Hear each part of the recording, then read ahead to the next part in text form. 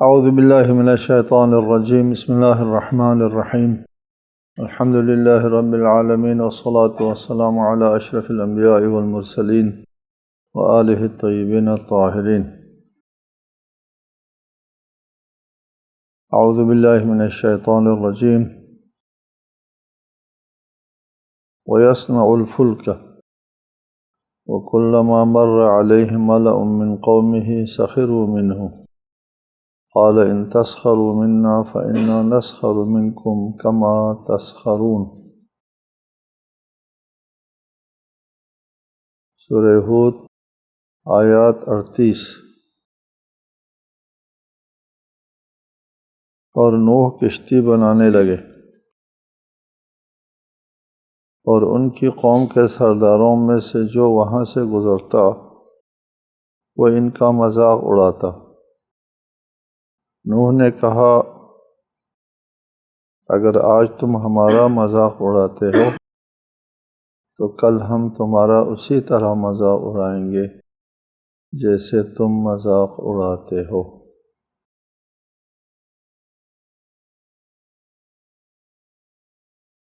حضرت نوح کو حکم ہوتا ہے کشتی بنانے کا۔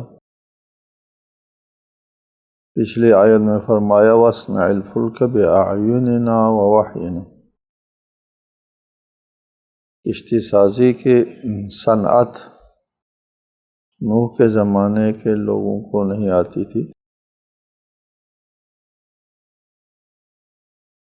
یا اگر آتی بھی ہو چھوٹی موٹی کشتی بنانے کا طریقہ ان کو آتا ہو تو بھی حضرت نوح جس مقدار کی بڑی کشتی بنا رہے تھے اس کو دیکھ اور وہ بھی خشکی میں، اور کشتی بھی اتنی بڑی تھی۔ روایات میں متعدد روایات ہے کہ وہ 300 گز کا 1000 گز یا 1000 ہاتھ اس کی لمبائی تھی۔ مختلف روایات ہے، کوئی بات بھی مستند نہیں قرار دی جا سکتی، بہرحال بڑی کشتی تھی۔ بعض روایات میں ہے کہ وہ 3 منزلہ کشتی تھی۔ پچھلی منزل میں کچھ جانوروں کو، دوسری منزل میں کچھ جانوروں کو، تیسری منزل میں انسانوں کو بٹھایا۔ تو اتنی بڑی کشتی اور وہ بھی خشکی میں، اس کو کھینچ کے کسی دریا کی طرف لے جانا بھی ممکن نہ ہو، نزدیک میں کوئی دریا اور پانی بھی نہ ہو۔ یہ عام لوگوں کے لیے قابل فہم بات نہ تھی، اور قدرتی طور پر وہ مذاق اڑاتے تھے کہ حضرت نوح جو ہے وہ پہلے پیغمبری کا دعویٰ کرتا تھا اور اب ترکھان بن گیا اور کشتی بنانا شروع کر دیا، پتہ نہیں کس واہمے میں مبتلا ہو گیا۔ مذاق اڑاتے تھے، ہنسی مذاق۔ بہرحال حضرت نوح کا یہی جواب تھا کہ آج تم ہمارا مذاق اڑاتے ہو، ہم بے عقل لوگ ہیں، مجنون ہیں، ہمارا دماغ خراب ہو گیا ہے۔ کل ہم تمہاری کم عقلی پر جو ہے ہنسیں گے کہ تم نے ہماری بات کے اوپر غور نہیں کیا، اپنے عاقبت تم نے خود اپنے ہاتھ سے خراب کر دیا، تم سے زیادہ کوئی بے عقل ثابت نہیں۔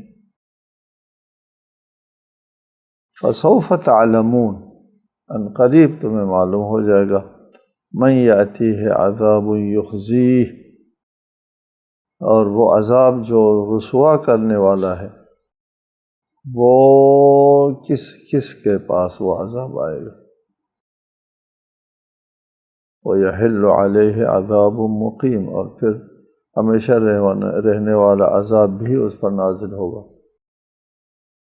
یہ عذاب جو دنیا میں غرق آب ہونے والا عذاب جو ہے، یہ ایک رسوا کن عذاب، اور پھر اس کے نتیجے میں آخرت کا جو ہمیشہ اور ابدی عذاب ہے، اس کو قبول کرنے والے جو ہے وہ کم عقل ہے، اور ان لوگوں نے اپنے عقل سے کام نہیں لیا۔ حَتَّى إِذَا جَاءَ أَمْرُنَا وَفَارَ التَّنُورُ قُلْنَا احْمِلْ فِيهَا مِنْ كُلِّ زَوْجَيْنِ اثْنَيْنِ وَأَهْلَكَ إِلَّا مَنْ سَبَقَ عَلَيْهِ الْقَوْلُ وَمَنْ آمَنَ وَمَا آمَنَ مَعَهُ إِلَّا قَلِيلٌ۔ یہاں تک کہ جب ہمارا حکم آ گیا اور تنور سے پانی ابلنے لگا تو ہم نے کہا اے نوح، ہر جوڑے میں سے دو دو کشتی پر سوار کرو اور اپنے گھر والوں کو بھی سوائے ان کے جن کی بات پہلے ہو چکی ہے، اور ان کو بھی سوار کرو جو ایمان لا چکے ہیں، اگرچہ ان کے ساتھ ایمان لانے والے بہت کم تھے۔ کشتی بن جاتی ہے۔ اور وفارت تنور، اور تنور پھوٹنے لگتا ہے، یعنی تنور سے پانی ابلنے لگتا ہے۔ یہاں تنور کیا ہے؟ تنور کا جو مفہوم جو ہمارے زمانے میں تنور ہم کہتے ہیں، جہاں روٹی پکتی ہے اس کو تنور کہتے ہیں۔ کہتے ہیں حضرت نوح کو اللہ تعالیٰ نے یہ علامت بتائی تھی کہ جب تمہارے تنور سے جہاں روٹی پکتی ہے وہاں سے پانی ابلنا شروع ہو جائے، یہ علامت ہے طوفان آنے کی، اور تم کشتی کے اوپر جن جن کو سوار کرنا ہے سوار کرو جب تنور میں پانی ابلنے لگے گا۔ تو بعض لوگ تنور سے مراد یہی روٹی پکنے کی جگہ لیتے ہیں۔ بعض لوگ کہتے ہیں کہ جہاں جہاں سے پانی پھوٹتا ہے اس کو تنور کہتے ہیں، مطلق وجہ الارض بھی مراد لیا، یعنی روئے زمین کے اوپر جب پانی پھوٹنا شروع ہو گیا تو کشتی کے اوپر سوار ہو جاؤ۔ بہرحال تنور سے مراد مطلق وجہ الارض ہے یا تنور سے مراد روٹی پکنے کی جگہ ہے، جیسے بھی ہے۔ حضرت نوح کے لیے ایک علامت کا تعین تھا، حتی اذا جاء امرنا، جب ہمارا حکم آ گیا۔ حکم سے مراد حکم تکوینی ہے، تشریعی نہیں کہ ہم نے حکم کیا اور وہ کرے نہ کرے اس کے اختیار میں ہو تو تشریع ہوتا ہے۔ اللہ تعالیٰ کا ایک فیصلہ کن حکم آیا جس کے نہ ہونے کا سوال پیدا نہیں ہوتا، اس کو تکوینی کہتے ہیں۔ جب اللہ تعالیٰ کا حکم تکوینی آ گیا یعنی طوفان کا حکم آ گیا، وفارت تنور، اس حکم کے نتیجے میں پانی ابلنے لگا، فوران، فورا، اٹھنے لگا، پانی ابلنے لگا۔ یہ پانی کس طرح ابلا ہوگا؟ قرآن مجید میں ہے کہ زمین سے پانی جو ہے وہ چشمے ابلنا شروع ہو گئے اور آسمان نے بارش برسائی، اور اس طرح پوری زمین جو ہے وہ زیر آب آ گئی۔ بعض اہل تحقیق یہاں پر اس بات کا امکان کہتے نظر آتا ہے، ممکن ہے کہ آسمان سے بہت بڑا پتھر جو ہے سمندر پہ گرا ہو، اور اس پتھر کے گرنے سے سمندر میں طوفان آیا ہو، اور چونکہ یہ سرزمین جو ہے وہ عراق کی سرزمین ہے، حضرت نوح کا مسکن عراق تھا، اور عراق میں بھی کوفہ میں حضرت نوح رہتے تھے، چنانچہ وہ تنور جس کا ذکر قرآن میں ہے وہ بھی کوفہ میں، اور مسجد کوفہ میں ایک گھڑا اب بھی موجود ہے جو نوح کا جو تنور جہاں سے طوفان اٹھا تھا وہ یہی تنور ہے کر کے وہاں ایک گھڑا بھی موجود ہے مسجد کوفہ میں۔ مسجد کوفہ بہت بڑی مسجد ہے، اس میں بہت سے مقامات ہیں، انبیاء کے نماز کی جگہ ہیں، حضرت علی کی دکۃ القضاء، یہاں قضاوت کرتے تھے، فیصلے عدالتی فیصلے ہوتے تھے، وہ جگہ بھی موجود ہے، اور دیگر جہاں 2 رکعت نماز پڑھنا ہوتا ہے، انبیاء نے جہاں جہاں نمازیں پڑھی ہیں وہاں 2 رکعت نماز پڑھنا ہوتا ہے، اور ان میں سے ایک جگہ تنور کی بھی ہے، ابھی تک وہ مشہور ہے کہ یہ وہی تنور ہے۔ تو حضرت نوح کا شہر یا ان کا ان کی رہائش کی جگہ عراق تھا، عراق میں آپ رہتے تھے۔ کہتے ہیں کہ ہو سکتا ہے کہ یہ طوفان، ظاہر طوفان کا پانی سمندر سے آئے گا، بیک وقت اتنے بڑے مقدار میں پانی سمندر ہی سے آ سکتا ہے، اور سمندر سے پانی آنے کی دو صورت ہے اس وقت ہمارے لیے بھی قابل فہم۔ ایک صورت یہ ہے کہ ایک کرہ آسمان سے سمندر میں گرا اور اس سے طوفان اٹھا اور خشکی کی طرف بہت بڑا ذخیرہ پانی کا چلا گیا۔ یہ بے حکم خدا کے مطابق ہوا۔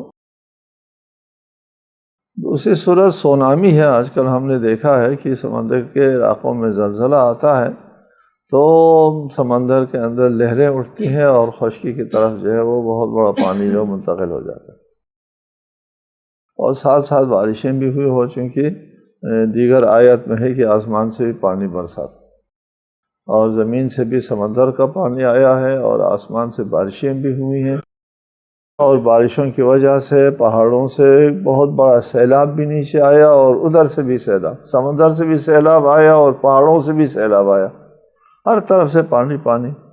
یہ ممکن صورت ہے، قابل تصور ہے۔ وفارت تنور ابلنے لگا۔ بہرحال جو بھی صورت ہے، طوفان آیا۔ ہمارے لیے یہ بات زیادہ اہمیت کے حامل نہیں ہے کہ وہ پانی کہاں سے آیا اور کس طرح آیا۔ طوفان آیا اور قلنا، ہم نے نوح کو حکم دیا، نوح سے کہا قلنا احمل فیہا من کل زوجین اثنین، ہر جوڑے میں سے دو جوڑے کشتی پر سوار کرو، یعنی تمام جانوروں کی نسل ختم نہ ہو جس علاقے میں یا پوری دنیا میں۔ ابھی ہم بات کریں گے آپ سے کہ یہ طوفان جو ہے وہ عالمی تھا یا مقامی تھا۔ اگر مقامی بھی ہو تو اس علاقے میں جو حیوانات کی نسل ختم نہ ہو جائے، اور ہر حیوان کے ایک دو جوڑے بھی اس کے اوپر سوار کرو۔ وَأَهْلَكَ، اور اپنے گھر والوں کو بھی اس کشتی کے اوپر سوار کرو۔ اہل، دیگر آیات نے کہا ہے کہ اس اہل سے دو افراد جو ہے وہ خارج تھے۔ ایک ان کی زوجہ، وہ مسلمان نہیں تھی، یہ حضرت نوح کے ساتھ کشتی پر نہیں سوار ہو سکے۔ دوسرا ان کے صاحبزادے، یہ دونوں اہل سے خارج ہو گئے۔ یہ اہل سے تخصیصاً خارج، کیونکہ یہ دونوں اہل میں شامل ہے، اور تخصیصاً خارج ہے، یا تخصصاً خارج ہے کہ اہل کی تعریف کے اوپر ہے۔ دوسرے آیت نے کہا انہ لیس من اہلک، یہ آپ کا اہل نہیں اصلاً، نہیں کہ اہل ہے اور پھر ہم نے ان کو خارج کیا، نہ، لیس من اہلک، تخصصاً خارج۔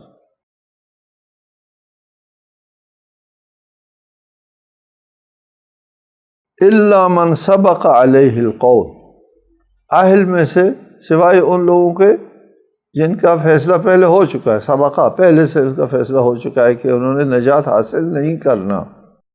اس لیے کشتی نوح میں نجات جو ہے صرف اہل ایمان کے لیے ہے۔ جو لوگ اہل ایمان نہیں ہے، خواہ وہ نوح کے گھر کے اندر کے افراد ہی کیوں نہ ہو، ایمان والے نہیں ہیں، وہ خارج ہے۔ الا من سبق علیہ القول، جس کے بارے میں پہلے فیصلہ ہو چکا ہے، ان کے علاوہ آپ کے اہل کو سوار کرو۔ وَمَنْ آمَنَ، اور جو ایمان لے آئے ان کو بھی سوار کرو کشتی نوح کے اوپر۔ وَمَا آمَنَ مَعَهُ إِلَّا قَلِيلٌ، ایمان لانے والے تو تھوڑے ہی تھے، ٹھیک ہے تھوڑے ہی ہوں، اہل ایمان کو اس کے اوپر سوار کرو، اور اہل کو سوار اس کے اوپر، اور ہر جانور میں سے دو جوڑوں کو وہاں پر کشتی کے اوپر سوار کرو۔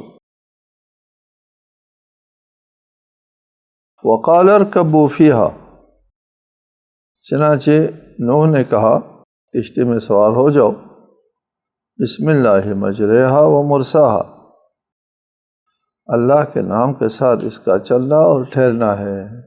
مجرا جریان، چلنا، کشتی کا چلنا، کشتی کی روانی بنام خدا ہے، اور کشتی کا کسی پہاڑی کے اوپر ٹھہرنا، عرصہ کسی جگہ پر ٹھہر جانا، یہ دونوں اللہ کے نام کے ساتھ، اللہ کے نام کی استعانت کے ساتھ ممکن ہے، خواہ کشتی کا چلنا ہو یا کشتی کا ٹھہرنا ہو۔ ان ربی لغفور رحیم۔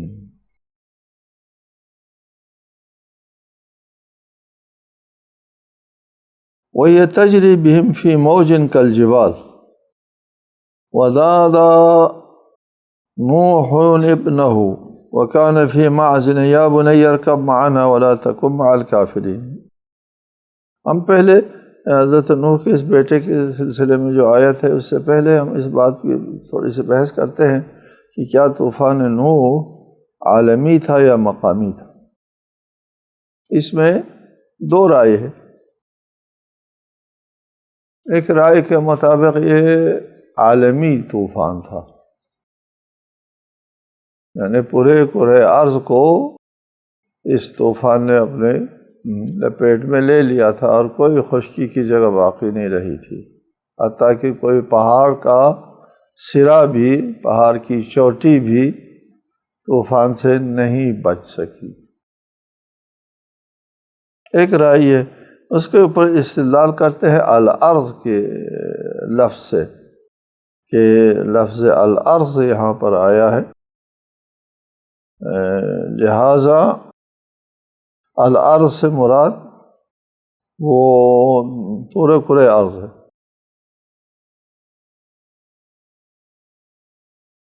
دوسری رائے یہ ہے کہ نہیں، محلی تھا یہ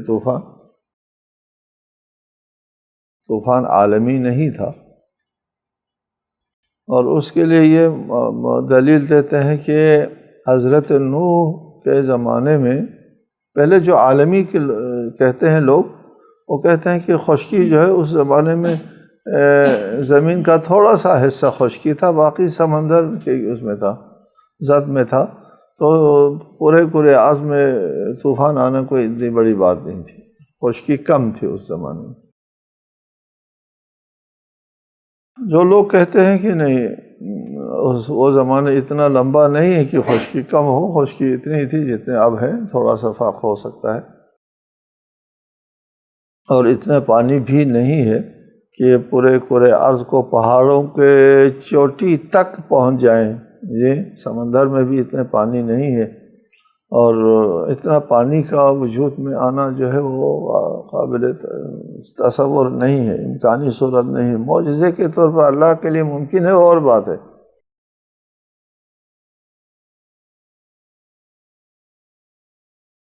لہٰذا یہ طوفان جو ہے وہ مقامی ہے، عالمی نہیں ہے۔ اکثر کا یہ موقف ہے، یہ مقامی ہے، عالمی نہیں ہے۔ اور دوسری بات یہ کہ حضرت نوح مبعوث ہوئے تھے اپنی قوم کی طرف، دنیا بھر کے تمام اقوام، اگر دنیا میں عراق کے علاوہ اور مقامات پہ انسان لوگ بستے بھی تھے، ان کی طرف حضرت نوح مبعوث نہیں تھے، نہ ان تک حضرت نوح کی دعوت پہنچی تھی۔ فرض کر لے اگر اس زمانے میں افریقہ میں، یورپ میں، دیگر علاقوں میں بھی انسان اگر بستے تھے، تو حضرت نوح کی دعوت جو ہے ان تک پہنچی نہیں تھی کہ انہوں نے انکار کیا اور ان پر عذاب آیا ہو۔ حضرت نوح اپنی قوم کی طرف مبعوث ہوئے تھے، ان کی قوم وہی عراق میں بستی تھی، اور عراق والوں نے آپ کی دعوت کو رد کیا تھا، اور اسی قوم کے اوپر یہ عذاب آ گیا۔ باقی قوموں کے ساتھ جو ہے، یا تو اس زمانے میں اتنی آبادی تھی نہیں باقی دنیا میں، یا اگر تھی تو حضرت نوح کی دعوت ان تک نہیں پہنچی تھی کہ ان پر عذاب آ جائے، اس لیے کہ عقاب بلا بیان درست نہیں ہے، حجت پوری کیے بغیر عذاب دینا درست نہیں ہے، حجت پوری ہو سکتی ہے اس صورت میں جب حضرت نوح کی رسالت جہانی ہو اور حضرت نوح کی رسائی بھی پورے جہان تک ہو، اور وہ شاید ممکن نہیں کہ حضرت نوح کے اس زمانے میں تو پورے جہان تک جو رسائی ہوئی ہو۔ لہٰذا یہ طوفان مقامی ہے، اور یہ طوفان عراق میں آیا، اور کشتی جو ہے اگلے آیت ہے وَاسْتَوَتْ عَلَى الْجُودِي، جودی نامی پہاڑ کے اوپر وہ کشتی جو ہے وہ اتر گئی تھی، پہاڑی کے اوپر اتر گئی تھی، اور نوح کے بیٹے نے کہا تھا کہ مجھے پہاڑ بچائے گا، میں پہاڑ کی طرف پناہ لوں گا۔ تو اس سے لگتا ہے کہ جس علاقے میں سیلاب آیا تھا اس علاقے میں پہاڑی بھی موجود تھی۔ کہتے ہیں کہ موصل میں وہ پہاڑ جو کردوں کا بھی علاقہ ہے، وہاں سے آگے کرد لوگ رہتے ہیں، اور جو جودی کا جو پہاڑی سلسلہ ہے یہ ارمنستان تک چلا جاتا ہے، وہ آگے آیت کے ذیل میں ہم اس کی تفصیل بیان کریں گے انشاءاللہ۔ تو ہمارے نزدیک بھی یہ اس رائے کو زیادہ وزن ہے کہ یہ طوفان جو ہے وہ مقامی تھا، اگرچہ تورات وغیرہ سے نقل کرتے ہیں کہ تورات نے کہا کہ یہ طوفان جہانی اور عالمی تھا، تاہم یہ طوفان جو ہے زیادہ احتمال یہی ہے کہ یہ طوفان مقامی تھا، اور کشتی انہیں لے کر پہاڑ جیسی موجوں میں چلنے لگی۔ ظاہر ہے کہ جب سمندر میں طوفان آیا ہے، قرین قیاس بھی یہی ہے کہ ایک طوفان اٹھا تھا، اس موج کا ویسے ہونا تو وہ نہیں ہے، طوفان ایک اٹھا ہوا تھا، وہ طوفان سمندر سے اٹھا تھا، سمندر میں زلزلے کی وجہ سے اٹھا ہے، یا سمندر میں آسمان سے بہت بڑا کرہ گرنے کی وجہ سے، یا کوئی دمدار ستارہ گرنے کی وجہ سے۔ دمدار ستارے جو ہے وہ آتے ہیں نزدیک کبھی آسمان کے زمین کے کرے کے ساتھ، کسی دمدار ستارے کے گرنے کی وجہ سے یہ بہت بڑا ایک ریلا آیا سمندر کا اور اس نے طوفان مچا دیا، تو اس صورت میں تو موج اٹھے گا، بہت بڑا موج۔ فی موجن، یہ کشتی انہیں لے کر پہاڑ جیسی موجوں میں چلنے لگی، بہت اونچی موجیں جو ہے وہ اٹھنے لگی، اور وہ طوفان کی صورت میں یہ موجیں اٹھ سکتی ہیں۔ وَنَادَى نُوحٌ ابْنَهُ، اس وقت نوح نے اپنے بیٹے کو جو کچھ فاصلے پر تھا، وَكَانَ فِي مَعْزِلٍ، کشتی سے کچھ فاصلے پر تھا وہ بیٹا صاحبزادہ، ان سے فرمایا یا بنی ارکب معنا، بیٹا ہمارے ساتھ سوار ہو جاؤ کشتی کے اوپر، ولا تکن مع الکافرین، کافروں کے ساتھ مت ہو۔ قال، بیٹے نے کہا سآوی الی جبل یعصمنی، میں پہاڑ کی پناہ لوں گا، وہ مجھے پانی سے بچا لے گا۔ نوح نے کہا قال لا عاصم اليوم من امر اللہ، آج حکم خدا سے کوئی بچانے والا نہیں، پہاڑ تجھے نہیں بچائے گا۔ الا من رحم، سوائے اس کے جس پر اللہ رحم کرے۔ وحال بینہم الموج، چنانچہ حضرت نوح اور بیٹے کے درمیان میں موج حائل ہو گئی۔ فکان من المغرقین، اور وہ یعنی بیٹا ڈوبنے والوں میں سے ہو گیا، ڈوب گیا بیٹا، یعنی بیٹا پہاڑ کے پر چڑھنے کے اس کے لیے نوبت نہیں آئی، نہیں چڑھ سکا پہاڑ کے اوپر، اور اس موج کو ان کے اور نوح کے درمیان میں موج حائل ہو گیا، اور موج نہ آ کر کے اس کو ڈبو دیا، اور بیٹا جو ہے وہ ڈوب گیا۔ حضرت نوح کے ساتھ وہ نہیں بچ سکا صاحبزادہ ہونے کے باوجود، اس لیے کہ ایمان بنیاد ہے اہل بیت میں شامل ہونے کے لیے۔ کسی نبی کے اہل بیت میں شامل ہونے کے لیے نہ اولاد ہونا کافی ہے، نہ زوجہ ہونا کافی ہے۔ چنانچہ حضرت نوح کی زوجہ بھی ڈوب گئی، اور حضرت نوح کا صاحبزادہ بھی ڈوب گیا، اس لیے کہ وہ ایمان جو ہے اس کے مرتبے کو پر فائز نہیں تھا جس کی وجہ سے کشتی نوح سے اس کو نجات مل جاتی۔ حدیث میں ہے، شیعہ سنی متفقہ حدیث ہے کہ اہل بیت کو کشتی نوح کے ساتھ تشبیہ دی ہے کہ مثل اہل بیتی کا مثل سفینۃ نوح من رکبها نجا ومن تخلف عنها غرقا۔ میرے اہل بیت کی مثال کشتی نوح کسی ہے، جو اس پر سوار ہوتا ہے نجات حاصل ہو جاتی ہے، جو اس سے پیچھے رہ جاتا ہے غرق ہوتا ہے یا ہلاک ہو جاتا ہے۔ یہ حدیث شیعہ سنی دونوں مصادر میں ہے، تقریباً اس کے سند بھی بہت زیادہ ہے، اور صحیح السند روایات سے یہ حدیث آئی ہے کہ اہل بیت کو سفینہ نوح قرار دے دیا، یعنی ایمان با اہل بیت کو قبول کرنے اور اہل بیت کو اپنا رہبر بنانے کی صورت میں نجات ملی۔ السلام علیکم ورحمۃ اللہ۔